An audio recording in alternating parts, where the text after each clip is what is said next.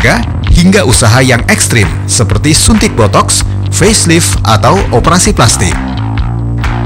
Namun ada cara yang lebih sederhana dan terbilang cukup efektif dalam menjaga agar penampilan Anda tetap terlihat muda.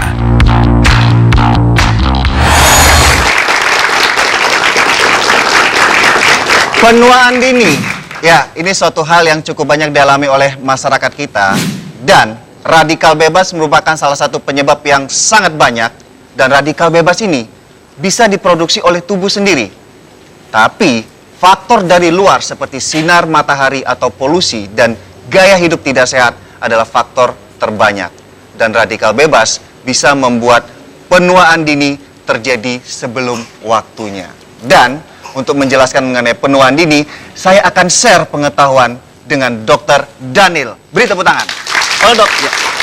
Terima kasih. Iya. Ya. Dr. Daniel, Yes. radikal bebas, penuaan dini, penangkal. Penangkalnya adalah antioksidan tentunya ya. Iya, tentunya antioksidan menangkal radikal bebas. Nah itu dia. Nah di sini kita punya bola tenis yang mengibaratkan bola tenis yang warna kuning ini adalah sel tubuh ya. Betul. Jadi ini melambangkan sel-sel tubuh yang ada di dalam tubuh kita. Oke. Tubuh manusia tentunya. Yang merah ini adalah radikal bebas. Radikal bebas, betul. Jadi sebuah sebuah senyawa aktif yang ada di lingkungan kita, yang kalau dia masuk ke tubuh kita, dia akan merusak, dia akan membuat sel-sel kita itu menjadi error begitu ya dok. Jadi dia akan mengalami kerusakan, bahkan terjadi mutasi, bahkan pada kondisi yang parah, bahkan dapat terbentuk kanker Ya? dari Oke. sana. Nah, Betul. radikal bebas ini sifatnya kan istilahnya dia menempel ke sel-sel tubuh.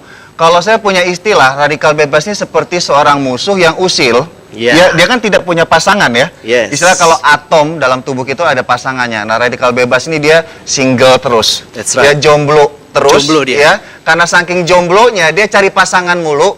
Ya, dia akan cari sel-sel tubuh Anda yang normal untuk dirusak. Usil, tangannya nggak diikat, jadi dia main ke sana kemari ya. Betul. Nah, untuk mencegah kejombloan radikal bebas ini, kita butuh nama antioksidan. Benar? That's right. Jadi Nah. antioksidan itulah yang akan menangkal nanti. Nah, jadi biar radikal bebas ini nggak jomblo, kita kasih pasangannya adalah antioksidan. Antioksidan. Nah, bicara masalah antioksidan, kerjanya lagi antioksidan ini terhadap radikal bebas gimana dong? Ya, jadi kalau kita umpamakan di dalam peragaan ini, maka radikal bebas ini, ya, dia akan berusaha seperti tadi yang Dokter Rian sudah jelaskan bahwa dia itu usil sekali, dia tidak memiliki pasangan. Akhirnya dia akan mengganggu pasangan orang, mengganggu sel-sel yang ada di dalam tubuh kita. Seperti misalnya sel-sel tubuh ini yang diumpamakan bola tenis berwarna hijau, maka dia akan menempel di sana, menempel, merusak. Menempel di sel yang lain, dia akan merusak lagi. Dan seterusnya. Akhirnya sel-sel di dalam tubuh kita akan berantakan. Ya, seperti itu ya, dokter. Nah, antioksidan ini adalah penangkal. Kenapa dikatakan penangkal? Karena dia ini akan menempel pada si radikal bebas itu. Antioksidan menangkal. Radikal bebas yang merusak akan ditangkap oleh dia. Dengan antioksidan ini menangkap radikal bebas, maka radikal bebas tadi tidak dapat menempel pada sel tubuh kita yang normal. Nah, biasanya radikal bebas yang terlalu tinggi di dalam tubuh, jadi istilahnya dibutuhkan keseimbangan juga antara nilai radikal bebas dengan antioksidan. Tidak boleh juga antioksidan terlalu tinggi, radikal bebas juga terlalu tinggi. Tapi kebanyakan masyarakat kita radikal bebasnya yang terlalu tinggi dibanding antioksidannya.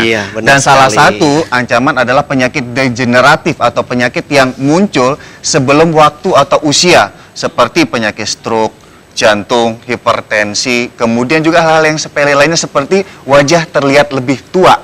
Seperti itu ya, wajah kering, kusam, keriput. Nah, antioksidan juga sangat dibutuhkan.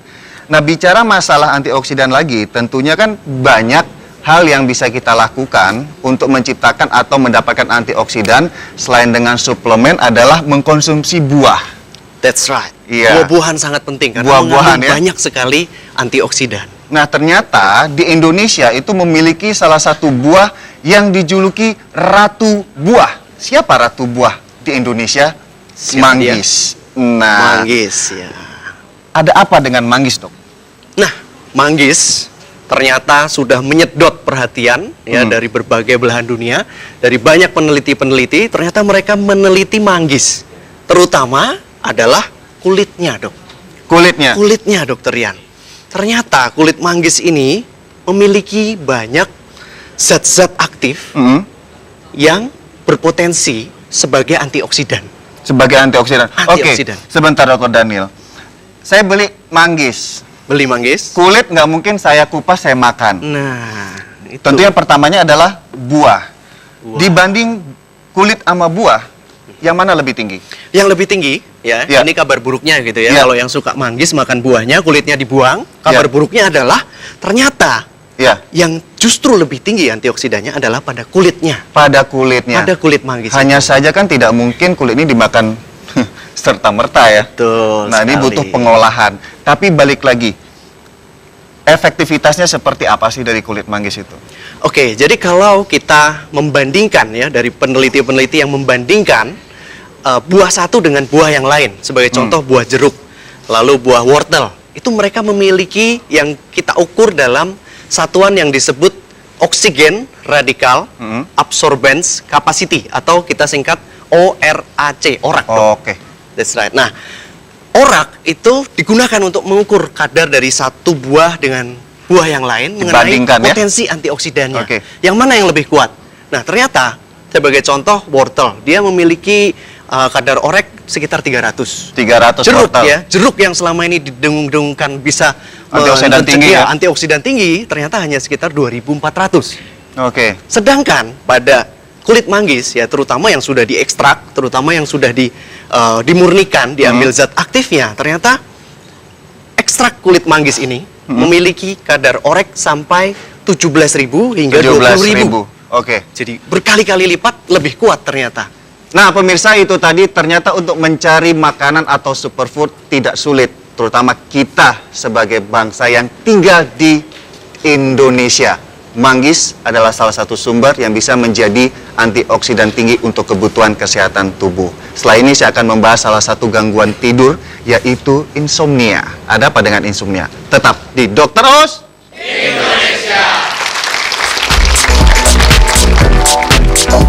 insomnia akut, insomnia kronis. Apa saja risiko penyakit yang dapat terjadi pada orang yang kurang tidur? Simak beberapa tips untuk mengatasi susah tidur. Kapan kita mengantuk dan kapan kita bugar, penuh vitalitas.